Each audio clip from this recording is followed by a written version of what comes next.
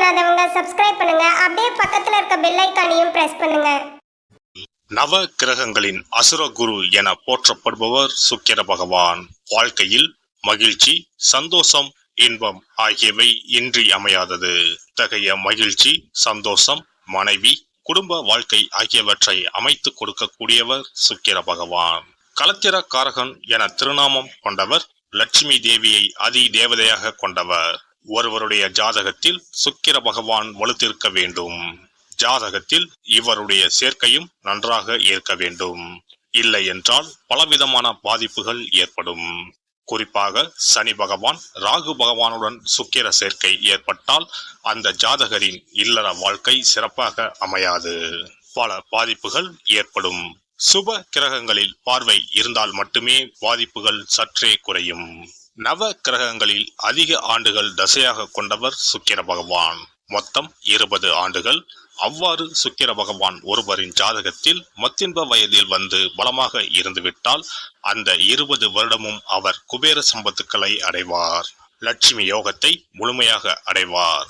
அப்பேற்பட்ட சுக்கிர பகவான் மே மாதம் 19ஆம் தேதி, அதாவது வைகாசி மாதம் 6ஆம் தேதி மேசமனையில் இருந்து ரிஷபமனைக்கு இடப்பெயர்ச்சி ஆகிறார். தனது சொந்த வீட்டில் அமர்ந்து ஆட்சி பலம் பெறுகிறார். குருவோடு சேர்க்கை, சூரியனோடு சேர்க்கை, புதனோடு சேர்க்கை என இந்த பெயர்ச்சியில் ஏற்படுகிறது. மே மாதம் 19ஆம் தேதி முதல் ஜூன் மாதம் 12ஆம் தேதி வரை 24 நாட்கள் சுக்கிர பகவான் ரிஷபராசியில் சஞ்சாரம் செய்ய இருக்கின்றார். இந்த பெயர்ச்சியால் பெண்களே அதிக அளவில் நன்மைகள் அடைய போகின்றனர். ஆசைப்பட்ட ஆடை ஆபரணங்களை வாங்கி குவிப்பீர்கள். அடைபடாத கடனை அடைத்து நிம்மதி அடைவீர்கள். அடையில் உள்ள பொருட்களை மீட்க அரிதான காலகட்டம் இதுவாகும். இனி உங்கள் ராசிக்கான பலன் என்ன என்பதனை பற்றி காண்போம்.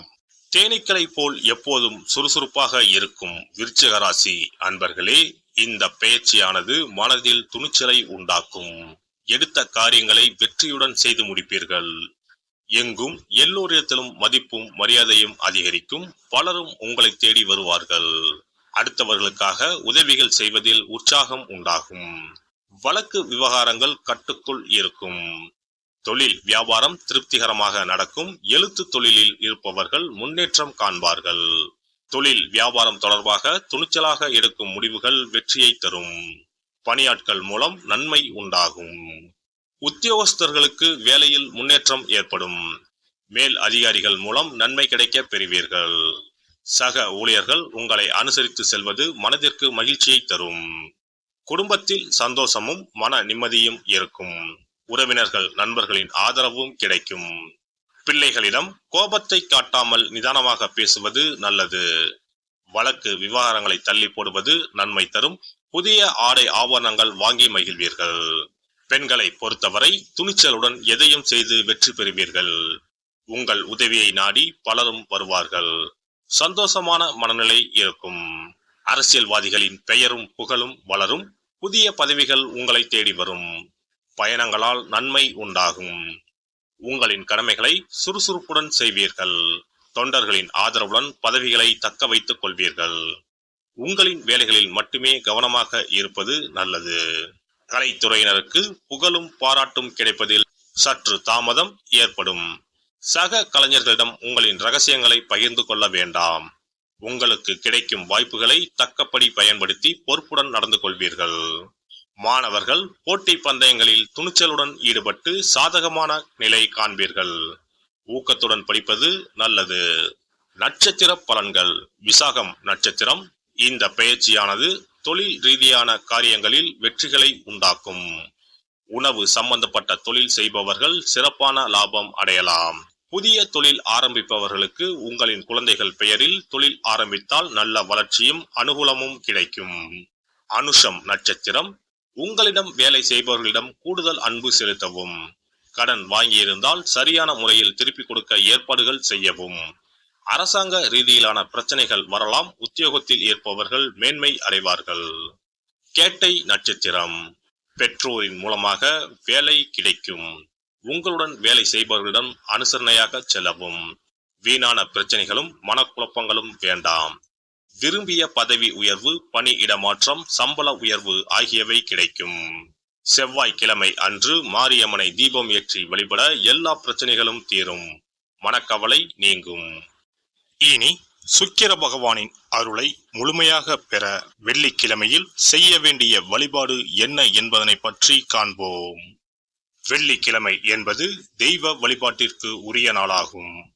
அதிலும் குறிப்பாக மகாலட்சுமியை வழிபடுவதற்கு சிறப்பான கிழமையாக கருதப்படுகிறது. நமக்கு செல்வத்தை வாரி வழங்கக்கூடிய மகாலட்சுமி தேவியும் குபேரனும் நம்முடைய பூர்வ ஜென்ம கர்ம வினைக்கு ஏற்ப பலாபலன்களை கொடுக்கிறார்கள். அதை அனுபவிக்க செய்யும் பொறுப்பு சுக்கிர பகவான் பார்த்துக் கொள்கிறார். ஒருவர் செல்வந்தராக இருப்பதற்கு ஜாதகத்தில் சுக்கிரன் அருள் கட்டாயம் இருக்க வேண்டும். சுக்கிரனுடைய அருள் பெற வெள்ளிக்கிழமையில் சுக்கிரஹோரை வரும் நேரத்தில் இவ்வாறு வழிபாடு செய்தால் சுபபோக வாழ்க்கையை அனுபவிக்க முடியும்.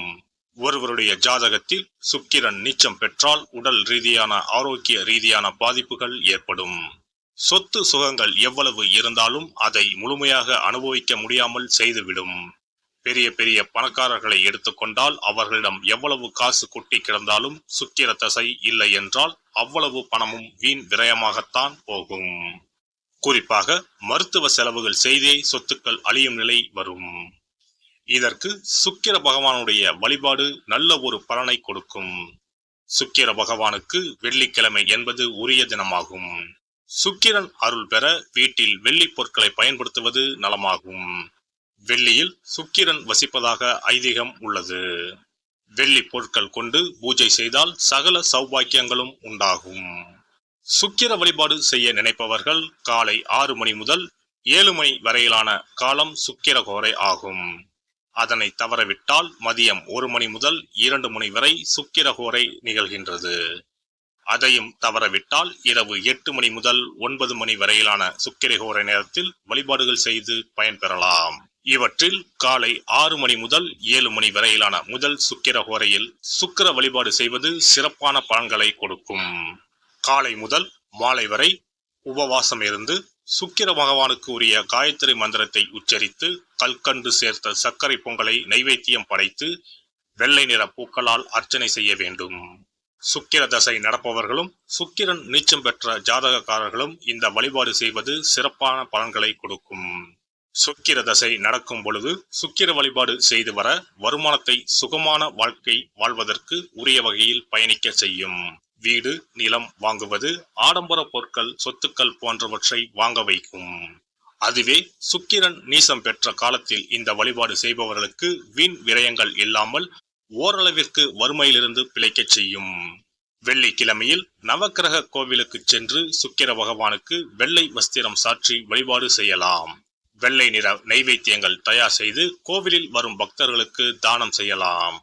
இவ்வாறு செய்து வர சுக்கிரனின் முழு அருளும் கிடைக்கப் பெற்று வாழ்வில் உயரிய நிலையை அடைவீர்கள். மேலும் தகவலுக்கு எங்க சேனலை மறக்காம சப்ஸ்கிரைப் பண்ணுங்க. நன்றி.